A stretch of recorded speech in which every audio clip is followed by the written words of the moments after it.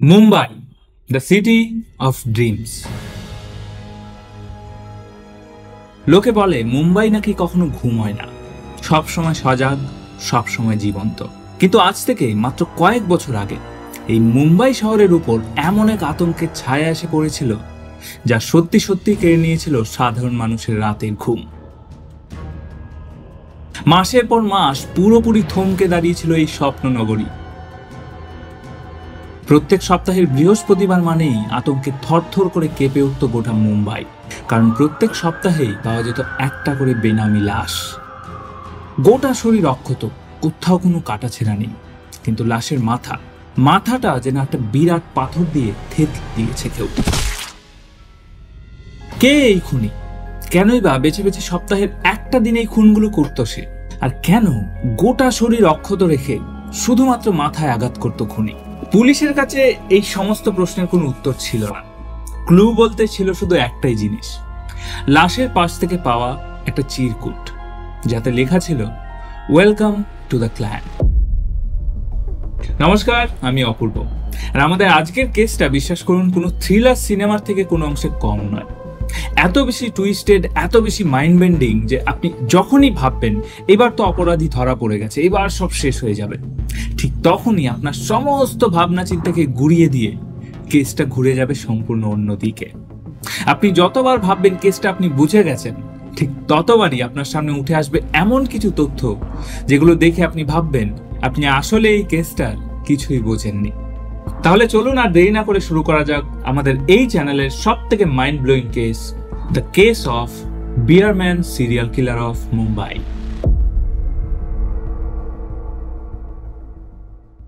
5ই October 2006। সময় তখন ভোর 5টা। মুম্বাইয়ের আকাশে তখনও ঠিক করে আলো ফোটেনি।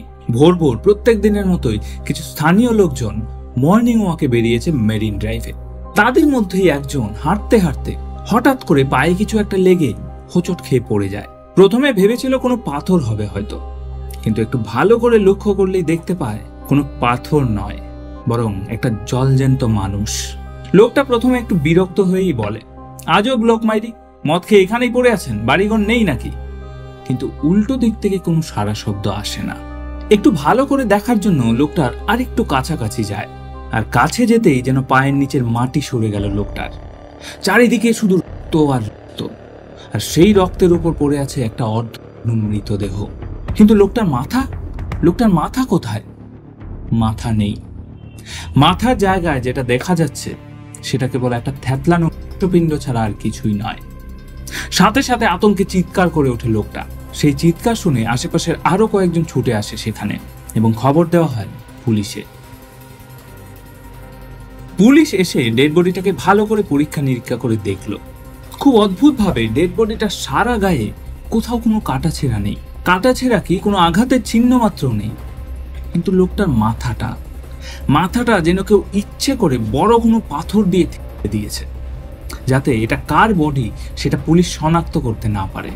পুলিশও প্রথমে কেসটাকে খুব ক্যাজুয়ালি নিয়েছিল, ভেবেছিল রাস্তার কোনো ভিখারি হবে, হয় গাড়ি চাপা পড়েছে, নয় কারোর সাথে ঝামেলা করে এই অবস্থা হয়েছে। কিন্তু কয়েক ঘন্টার মধ্যেই পুলিশ জানতে পারে ডেড বডিটা কোনো ভিখারি ছিল না। ডেড বডিটা 32 বছর বয়সী এক ট্যাক্সি চালক বিজয় করের। কিন্তু কে এই বিজয় কর?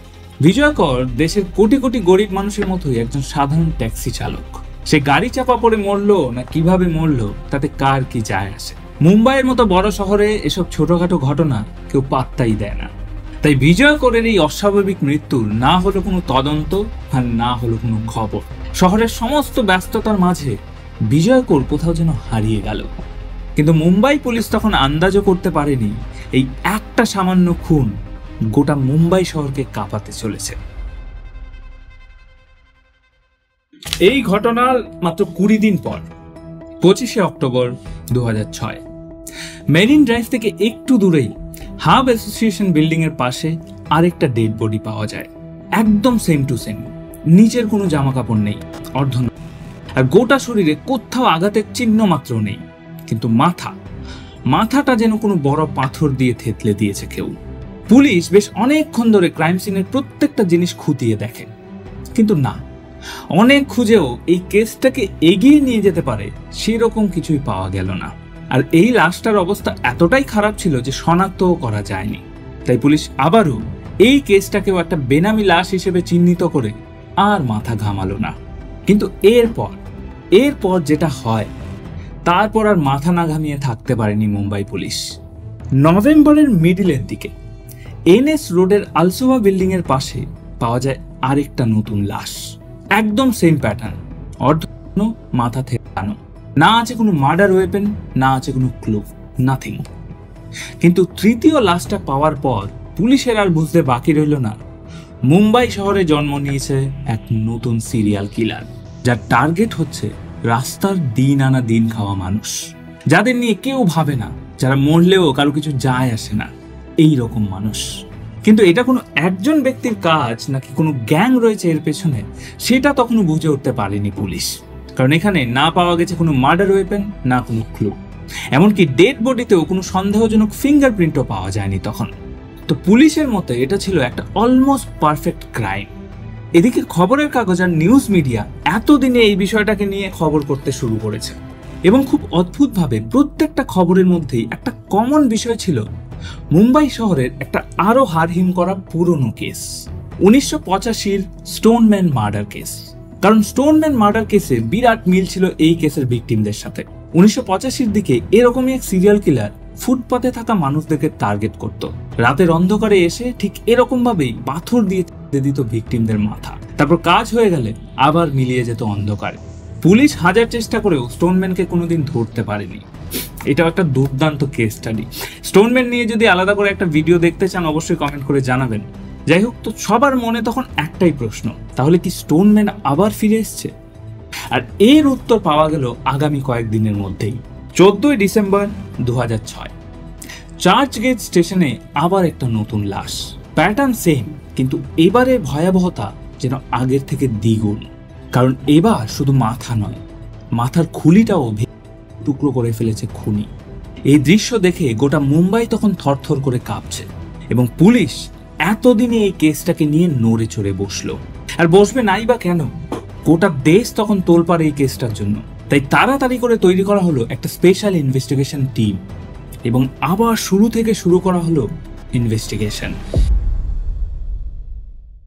বিজয় কর থেকে শুরু করে আজ অব্দি যে কটা মার্ডার হয়েছে সবগুলোই আবার খুঁটিয়ে দেখতে শুরু করলো পুলিশ। মার্ডারের লোকেশন, অ্যাটাকের ধরন, মৃত্যুর সময় এবং এই সব কিছু মিলিয়ে বেসিক্যালি একটা প্যাটার্ন খুঁজে বার করার চেষ্টা করছিল পুলিশ। এবং এগুলো দেখতে দেখতেই পুলিশ এই কেসের মধ্যে কয়েকটা খুব অদ্ভুত জিনিস লক্ষ্য করে। প্রথমত, প্রত্যেকটা ভিকটিমকেই অর্ধনগ্ন অবস্থায় ফেলে রেখে গেছে খুনি। মানে শুধুমাত্র নিচের দিকের জামা কাপড়ই নেই, উপরে যা জামা কাপড় ছিল সেটা কিন্তু ঠিকই আছে। তখন পুলিশের মনে একটা প্রশ্ন জাগে, তাহলে কি ভিকটিমদের সাথে কোনো হেনস্থা করা হয়েছে? এবার আমাদের দেশের আইন ব্যবস্থার একটা মস্ত বড় প্রবলেম হচ্ছে পুরুষদের ক্ষেত্রে অ্যাসাল্ট বা রেপের জন্য কোনো আইনই নেই। মানে আমাদের দেশের আইন অনুযায়ী পুরুষদের সাথে কখনো অ্যাসাল্ট হতেই পারে না।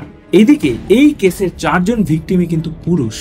তাও পুলিশের কি মনে হলো আরেকবার পোস্টমর্টম রিপোর্টটা দেখতে আরম্ভ করলো, এবং এবার পোস্টমর্টম রিপোর্টটা দেখে চমকে গেল পুলিশ। পোস্টমর্টম রিপোর্ট অনুযায়ী ভিকটিমদের সাথে মৃত্যুর আগে অথবা মৃত্যুর পরে অ্যাক্টিভিটিস হয়েছে। এবার স্বাভাবিকভাবে যেটা সন্দেহ জাগে, তাহলে কি খুনি একজন মহিলা অথবা হোমোসেক্সুয়াল? দ্বিতীয়ত, পুলিশ খুনের ডেটগুলো যখন মিলিয়ে দেখে তখন আরেকটা অদ্ভুত প্যাটার্ন দেখতে পায়। পুলিশ ডেটগুলো মিলিয়ে দেখতে দেখতে দেখে যে প্রত্যেকটা ডেড বডি পাওয়া গেছে শুক্রবার সকালে, অর্থাৎ ফ্রাইডে। প্রথম লাশ পাওয়া গেছিল 5 অক্টোবর, ফ্রাইডে। দ্বিতীয় লাশ পাওয়া গেছিল 25 অক্টোবর, ফ্রাইডে। তৃতীয়, চতুর্থ প্রত্যেকটা লাশই শুক্রবারেই পাওয়া গেছে। তার মানে খুনগুলো হয়েছে বৃহস্পতিবার দিনে, নয়তো রাতে। দিনের পসিবিলিটি অনেকটাই কম, তাই পুলিশ আন্দাজ করে রাতেই খুনগুলো হয়েছে। কিন্তু কোনো সিরিয়াল কিলার কেন বার দেখে খুন করতে যাবে? এই প্রশ্নটা বেশ ভাবিয়ে তোলে মুম্বাই পুলিশকে। তাহলে কি এই খুনগুলোর পেছনে অন্য কোনো রহস্য লুকিয়ে আছে? কোনো তন্ত্র মন্ত্র কিংবা কালো জাদু?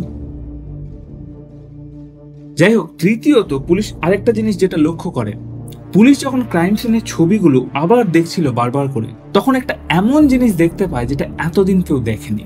জিনিসটা এতটাই সাধারণ যে কারোর চোখেই পড়েনি। বলুন তো কি? একটা বিয়ারের ক্যান। আগে হ্যাঁ, প্রত্যেকটা ডেড বডির পাশেই পড়েছিল একটা করে বিয়ারের ক্যান। এবার একটা সাধারণ বিয়ারের ক্যান ভেবে সেটাকে কেউ গুরুত্ব দেয়নি, কিন্তু যখন 4টে ডেড বডির পাশেই একটা কমন জিনিস পাওয়া যায় তখন সেটাকে আর গুরুত্ব না দিয়ে থাকা যায় না। তাই পুলিশ এই বিষয়গুলোকে মাথায় রেখেই শুরু করলো তদন্ত। আর তখনই এই নাম না জানা সিরিয়াল কিলারের নাম দেওয়া হয় দ্য বিয়ারম্যান সিরিয়াল কিলার। এদিকে এই বিয়ারম্যানের ব্যাপারে পুলিশ কিছু জানবে বা খুঁজে বার করবে তার আগেই ঘটে যায় আরো একটা ঘটনা। 25শে ডিসেম্বর 2006 গোটা শহর যখন ক্রিসমাস পালনের জন্য ব্যস্ত, ঠিক তখনই পাওয়া যায় 5 নম্বর লাশ। একদম সেম টু সেম, অর্ধ মাথা কাটানো, এবং এবারেও লাশের পাশে পাওয়া যায় একটা বিয়ারের ক্যান। কিন্তু এবার শুধু বিয়ারের ক্যান নয়, তার সাথে সাথে একটা চিরকুটও রেখে গেছে খুনি। চিরকুটে ভাঙা ভাঙা ইংরেজিতে লেখা ছিল ওয়েলকাম টু দ্য ক্ল্যান। পুলিশের আর বুঝতে বাকি রইল না এই বিয়ার ক্যানটা আসলে পুলিশের জন্যই রেখে গেছে খুনি। এই বিয়ার ক্যানের মাধ্যমে যেন পুলিশকে একটা চ্যালেঞ্জ ছুড়ে দিয়েছে কেউ।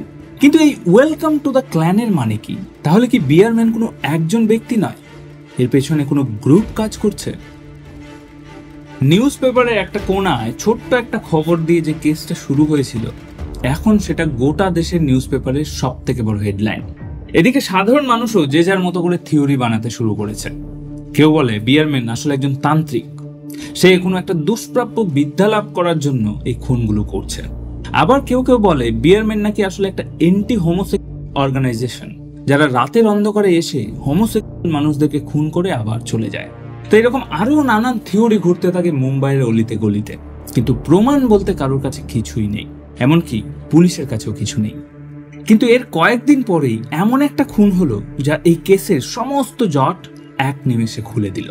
আর পুলিশের সামনে উঠে এলো একটা নাম, রবীন্দ্র কান্তোলে, দ্য সাসপেক্ট।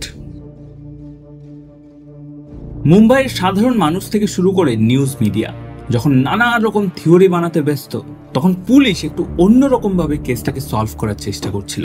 পুলিশ প্রথমে 5 জন ভিকটিমদের সমস্ত ডিটেলস নিয়ে একটা ভিকটিম প্রোফাইল তৈরি করে, এবং সেখান থেকে এই 5 জন ভিকটিমের মধ্যে কি কি সিমিলারিটি রয়েছে সেটা খুঁজে বার করার চেষ্টা করে, এবং বেশ কয়েকটা সিমিলারিটি খুঁজেও পায় পুলিশ।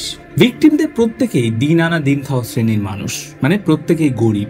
আরেকটা সিমিলারিটি হচ্ছে ভিকটিমদের লোকেশন। প্রত্যেকটা ডেড বডি পাওয়া গেছে মুম্বাইয়ের বিখ্যাত দরগা হাজি আলী দরগার আশেপাশে। পুলিশ জানি না কেন আন্দাজ করে এই দরগার সাথে ভিকটিমদের নিশ্চয়ই কোনো কানেকশন আছে, কারণ প্রত্যেক বৃহস্পতিবারই দরগাতে কিছু না কিছু স্পেশাল আয়োজন হয়, তাই প্রচুর মানুষ বাইরে থেকে এখানে ভ্রমণ করতে আসে। অন্যদিকে খুনগুলো হয়েছে কোন দিন? বৃহস্পতিবার। তাই পুলিশ মোটামুটি এই থিওরিটাকে সামনে রেখেই এমন একজন খুনিকে খুঁজতে থাকে যার এই দরগার সাথে কোনো কানেকশন আছে, যে বৃহস্পতিবার করে রাত্রিবেলা বিয়ার খায় এবং যার হোমোসেক্সুয়াল হওয়ার সম্ভাবনা আছে। আর এই সব কিছুর মধ্যেই পাওয়া যায় 6 নম্বর লাশ। 11 জানুয়ারি 2007। আর এই লাশটা পাওয়া গেছিল একদম প্রথম যে লাশটা যেখানে পাওয়া গেছিল একদম সেম জায়গায়।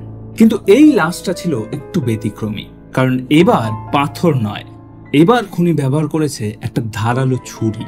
আর এবার শুধু মাথা নয়, একটা ধারালো ছুরি দিয়ে প্রায় 22 বার আঘাত করা হয়েছে শরীরের বিভিন্ন জায়গায়। এই প্রথমবার খুনের প্যাটার্নে একটা চেঞ্জ দেখা গেল। তাই পুলিশ এক ফুটাও সময় নষ্ট না করে ক্রাইম সিনে নিয়ে এলো স্নিফার ডগ। স্নিফার ডগটাকে কিছুক্ষণ ক্রাইম সিনে ঘোরাঘুরি করানোর পর গন্ধ শুকে শুরু হলো দৌড়। স্নিফার ডগের পেছন পেছন ছুটলো পুলিশও, এবং কুকুরটির পেছনে ছুটতে ছুটতে ছুটতে ছুটতে পুলিশ গিয়ে দাঁড়ালো ক্রাইম সিন থেকে বেশ খানিকটা দূরে একটা পাবলিক টয়লেটের সামনে। টয়লেটের সামনে গিয়ে কুকুরটা ঘেউ ঘেউ করে ডাকতে শুরু করেছে। এবার স্নিফার ডগ যখন কোথাও গিয়ে এইভাবে ডাকে, তার মানে ভেবে নিতে হয় এখানে নিশ্চয়ই কিছু আছে। আশেপাশে একটু খোঁজাখুঁজি করতেই পুলিশ খুঁজে পায় একটা গ্রে কালারের রক্ত শার্ট। পুলিশ ওই শার্টটা নিয়ে কয়েকজন স্থানীয় লোকজনকে জিজ্ঞেস করে এটা কার শার্ট। তখনই সবার মুখে বেরিয়ে আসে একটা নাম, রবীন্দ্র কান্তোলে। মুম্বাই পুলিশ তখন তাদের ডেটাবেস চেক করে দেখে এই রবীন্দ্র কান্তোলের নামে আগে থেকেই অনেক ক্রিমিনাল রেকর্ড আছে, বিভিন্ন ছোটখাটো ক্রাইমে এর আগেও অনেকবার জেল খেটেছে। তাই পুলিশ আন্দাজ করে নেয় কান্তোলেই আসলে বিয়ারম্যান। পুলিশের রেকর্ড অনুযায়ী 1972 সালে মুম্বাইয়ের ফোর্ট কামা হাসপাতালে জন্ম হয়েছিল রবীন্দ্র কান্তোলের। কান্তোলের বাবা এবং মা দুজনেই ধোবি ছিল, তাই ওরা 3 জনেই ধোবি তলাতেই থাকতো। কান্তোলে জীবনে প্রথমবার জেলে গেছিল 16 বছর বয়সে। নিজে কোনো অপরাধ করেনি তখন। কান্তলে গিয়েছিল ওর বাবাকে ছাড়াতে। কান্তলের বাবা আসলে একজন জুয়ারি, তাই জুয়ার নেশায় একদিন চার্চ থেকে গয়না চুরির অভিযোগে পুলিশ তাকে গ্রেফতার করেছিল। এই ঘটনার পর কান্তলের পরিবারকে ধোবিতলা থেকে বের করে দেওয়া হয়, আর তখনই কান্তলের বাবা মা চলে যায় মহালক্ষ্মী তলাতে, আর কান্তলেকে পাঠিয়ে দেয় পুনে তার এক কাকার বাড়িতে। কিন্তু সেখানেও শান্তি পায়নি কান্তলে। কাকার বাড়িতে নানা রকম মানসিক অত্যাচার সহ্য করতে না পেরে কান্তলে আবার ফিরে আসে মুম্বাই। আর মুম্বাই শহরে এসেই নিজের পেট চালানোর জন্য জয়েন করে দশরথ রানের লোকাল গ্যাং। সেখানে কান্তলে দোকানদার কিংবা সবজিওয়ালাদের থেকে টাকা তোলার কাজ করত, আর এই কারণেই বেশ কয়েকবার জেলে যেতে হয়েছিল কান্তলেকে।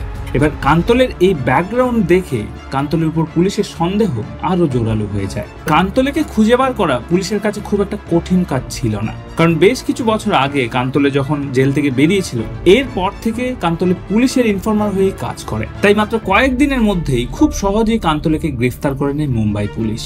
আর কান্তলে গ্রেফতার হবার সাথে সাথেই সমস্ত নিউজ পেপারে হেডলাইন বেরোয়, the most terrifying serial killer, the Beerman is finally arrested. কিন্তু কান্তলেই কি আসল বিয়ারম্যান? সেটা জানতে হলে আমাদের আগে জানতে হবে এই রবীন্দ্র কান্তলে আসলে কে। কান্তলেকে গ্রেফতার করার পর শুরু হয় জিজ্ঞাসাবাদ, এবং সেই জিজ্ঞাসাবাদে কান্তলে নিজের ব্যাপারে সম্পূর্ণ অন্যরকম একটা গল্প শোনায়। কান্তলে স্বীকার করে যে সে একসময় অনেক ছোটখাটো ক্রাইম করেছে, কিন্তু সে এখন একজন আদ্যপান্ত সংসারী মানুষ। তার স্ত্রী এবং এক মেয়েও রয়েছে। বেসিক্যালি কয়েক বছর আগে শেষবার জেল থেকে বেরোনোর পর কান্তলের জীবনে আসে অঞ্জলি। অঞ্জলি কামাটিপুরার বেশ্যালয়ে থাকতো, আর কান্তলে বারবার সেখানে যেত অঞ্জলির সাথে দেখা করতে। আর সেখান থেকেই দুজনের প্রেম, এবং একসময় কান্তলেই ওই বেশ্যালয় থেকে বের করে এনে বিয়ে করে অঞ্জলিকে। তারপর 2 বছরের মধ্যে এক মেয়েও হয় অঞ্জলি আর কান্তলের, এবং সেই দিন থেকে সমস্ত পাপ কাজ ছেড়ে দিয়েছে কান্তলে। তার সাথে একজন মুসলিম লোকের ইনফ্লুয়েন্সে এসে কান্তলে মুসলিম ধর্ম গ্রহণ করে, এবং তার নতুন নাম হয় আব্দুল রহিম। এবং কান্তলে থেকে আব্দুল রহিম হবার পর সে আর কোনো অপরাধ করেনি। কিন্তু পুলিশের এসব গল্প একেবারেই বিশ্বাস হয় না, কারণ পুলিশের কাছে এটা প্রথমবার না যে কোনো অপরাধী বলছে যে আমি কোনো অপরাধ করিনি। এদিকে কান্তলেকে গ্রেফতার করার সময় তার কাছ থেকে একটা ধারালো ছুরিও পেয়েছে পুলিশ অনুমান করে এই 6 নম্বর খুনটার সাথে এই ছুরিটার নিশ্চয়ই কোনো সম্পর্ক আছে। তাই সত্যি কথা বের করার জন্য শুরু হয় কান্তলের 3rd ডিগ্রি, কিন্তু তাতেও কোনো লাভ হয় না।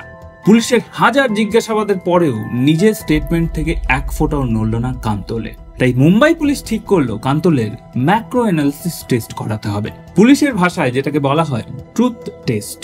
এখানে বেসিক্যালি অপরাধী বা সাসপেক্টকে কিছু কেমিক্যাল দিয়ে এমন একটা স্টেজে নিয়ে যাওয়া হয় যখন সে কেবলমাত্র সত্যি কথা বলে।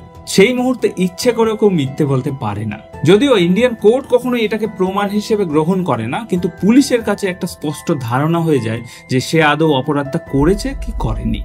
তো শুরু হলো কান্তলের মাইক্রো অ্যানালিসিস টেস্ট। টেস্ট চলাকালীন কান্তলে মোট 15টি মার্ডারের কথা স্বীকার করে। নেশাগ্রস্ত অবস্থায় কান্তলে বলে প্রত্যেক বৃহস্পতিবার রাতের বেলা সে শিকার খুঁজতে বেরোতো। হাজি আলী দরগায় ওই দিন প্রচুর মানুষ আসতো এদিক ওদিক থেকে, এবং তাদের মধ্যে থেকে কাউকে বেছে নিয়ে প্রথমে তাদের সাথে গিয়ে আলাপ জমাতো কান্তলে। তারপর নানান বায়নায় ওই দরগার আশেপাশেই কোথাও বসে তাদের সাথে মদ খেত, এবং মদের নেশায় ভিকটিমদের অবস্থা যখন টালমাটাল ঠিক তখনই খুনগুলো করতো সে। কিন্তু খুনগুলো কিভাবে করত সেটা বলতে পারেনি কান্তলে। তার সাথে সেক্সুয়াল হ্যারাসমেন্টের বিষয়টাও কখনো স্বীকার করেনি সে, যার ফলে কান্তলের বয়ান পেয়েও কেসটা আরো জটিল হয়ে যায় পুলিশের কাছে। প্রথমত হচ্ছে কান্তলের মোটিভটা কি, সে কেন এই খুনগুলো করছে, আর দ্বিতীয়ত হচ্ছে কান্তলে যদি কোনো সেক্সুয়াল অ্যাক্টিভিটি না করে থাকে তাহলে সেটা করেছে কে। আর আরো একটা জিনিস যেটা পুলিশকে চিন্তায় ফেলে দিয়েছিল, এই ওয়েলকাম টু দ্য ক্ল্যান এই লেখাটারই বা মানে কি? তাহলে কি এর পেছনে আরো কোনো রহস্য লুকিয়ে আছে? এর উত্তরও পাওয়া গেল কয়েকদিনের মধ্যেই। 25শে ফেব্রুয়ারি 2007, আরো একটা শুক্রবার, জার্নি রোডের কাছে আরো একটা নতুন লাশ উদ্ধার করে পুলিশ। একদম সেম প্যাটার্ন, থ্যাতু মাথা, অন্য দেহ, এবং পাশে বিয়ারের বোতল। আচ্ছা, এখন যদি এই ভিডিওটা শেষ করে দিই কেমন লাগবে? ভালো লাগবে তো? আমাদেরও ঠিক এরকমই লাগে। আপনারা যখন পুরো ভিডিও দেখে বেরিয়ে যান এবং 90% মানুষ চ্যানেলটাকে সাবস্ক্রাইব করেন না, এটা কিন্তু ঠিক নয়। তাই প্লিজ যারা যারা এখনো সাবস্ক্রাইব করেননি একটু সাবস্ক্রাইব করে দিন। করেছেন? তাহলে চলুন এবার কেসে ফেরা যাক। এই খুনটা ছিল বিয়ারম্যান সিরিয়াল কিলারের 7 নম্বর খুন। এদিকে বিয়ারম্যান বলে দাগিয়ে দেওয়া রবীন্দ্র কান্তলে কিন্তু তখনও পুলিশের হেফাজতে। তাহলে এই খুনটা করলো কে? তাহলে কি কান্তলের সাথে এর পেছনে কোনো গ্যাং ইনভলভ আছে এবং তারা এই কেসটাকে ঘুরিয়ে দেওয়ার জন্য এই 7 নম্বর খুনটা করেছে? প্রশ্ন অনেক কিছুই ছিল, কিন্তু সেই সব প্রশ্নকে উপেক্ষা করে পুলিশ তাড়াহুড়ো করে কোর্টে চালান করে দেয় রবীন্দ্র কান্তলে উর্ফে আব্দুল রহিমকে। এবং যেমনটা বললাম, ট্রুথ টেস্ট আদালতে গ্রহণযোগ্য হয় না, ফলে ডিফেন্সের উকিল খুব সহজেই পুলিশের সাজানো কেসটাকে ভেঙে চুরমার করে দিল। কান্তলের উকিল বলে এগুলো আসলে সবই সার্কামস্টেন্সিয়াল এভিডেন্স এবং সত্যি সত্যি কান্তলের বিরুদ্ধে কোনো পোক্ত প্রমাণ কিন্তু পুলিশের কাছে ছিল না। এমনকি কান্তলের কাছ থেকে যে ছুরিটা পাওয়া গেছিল, পুলিশ সেটার সাথে ভিকটিমদের ব্লাড স্যাম্পল মেলানোর চেষ্টা করেছিল, কিন্তু মেলেনি। যাই হোক, তো এসব কিছু প্রমাণ না হলেও কোর্ট কান্তলেকে একটা কেসের দোষী সাব্যস্ত করে এবং যাবজ্জীবন কারাদণ্ডের সাজা শোনায়। কিন্তু কান্তলের উকিল এরপর হাইকোর্টে গিয়ে আপিল করে এবং হাইকোর্ট এই গোটা কেসটাকে খারিজ করে জানায় এই পুরো কেসটা দাঁড়িয়ে আছে শুধুমাত্র পুলিশের ধারণার উপর, কোনো সরাসরি প্রমাণ অথবা সাক্ষ্য পুলিশের কাছে নেই। তাই কান্তলেকে সসম্মানে মুক্তি দেওয়ার নির্দেশ দেয় আদালত এবং সেদিনের পর থেকে আজ অবধি চিরদিনের মতো অধরাই থেকে যায় মুম্বাইয়ের নটোরিয়াস সিরিয়াল কিলার বিয়ারম্যান। এদিকে মিডিয়া ততদিনে কান্তলেকেই বিয়ারম্যান বানিয়ে ফেলেছে এবং পুলিশও এটাই মনে করে কান্তলেই আসলে বিয়ারম্যান, শুধু একজন ভালো উকিলের দৌলতে ছাড়া পেয়ে গেছে। তাই এই কেসের পর নতুন কোনো মার্ডার হলেই পুলিশ সবার আগে কান্তলেকে তুলে নিয়ে যেত। একবার তো জোর করে তার সিমেন্ট স্যাম্পেলও দিতে হয় পুলিশকে। বর্তমানে কান্তলে নিজের চুল দাড়ি সব কেটে নিজের চেহারা সম্পূর্ণ বদলে ফেলার পরেও এখনো স্থানীয় মানুষদের থেকে এই বিয়ারম্যানের অপবাদ নিয়েই দিন কাটাতে হয় কান্তলেকে। কান্তলের এই গোটা ঘটনাটা নিয়ে কান্তলের উকিল পরে একটা সিনেমার স্ক্রিপ্টও লিখেছিলেন, কিন্তু সেই সিনেমা কোনোদিন তৈরি হয়নি আর আসল বিয়ারম্যান কোনোদিন ধরাও পড়েনি। কান্তলেই আসল বিয়ারম্যান কিনা সেটা আমার জানা নেই, কিন্তু যদি কান্তলের না হয় তাহলে কান্তলের কেসটা মিটে যাওয়ার পর থেকে কেন ওই প্যাটার্নে আর কোনো নতুন খুন হয়নি মুম্বাই শহরে? নাকি হয়েছে, শুধু পুলিশ তাদের ডেড বডি খুঁজে পায়নি? নাকি কান্তলেই আসলে বিয়ারম্যান, শুধু একজন উকিলের দক্ষতায় ছাড়া পেয়ে গেছে? আপনার কি মনে হয়? কমেন্ট করে অবশ্যই জানাবেন। এবং আমাদের চ্যানেলের প্রেজেন্টেশন যদি আপনার ভালো লেগে থাকে তাহলে অবশ্যই চ্যানেলটাকে সাবস্ক্রাইব করে রাখবেন। দেখা হবে পরের ভিডিওতে। ততক্ষণ অবধি ভালো থাকবেন, সুস্থ থাকবেন এবং অবশ্যই সাবধানে থাকবেন।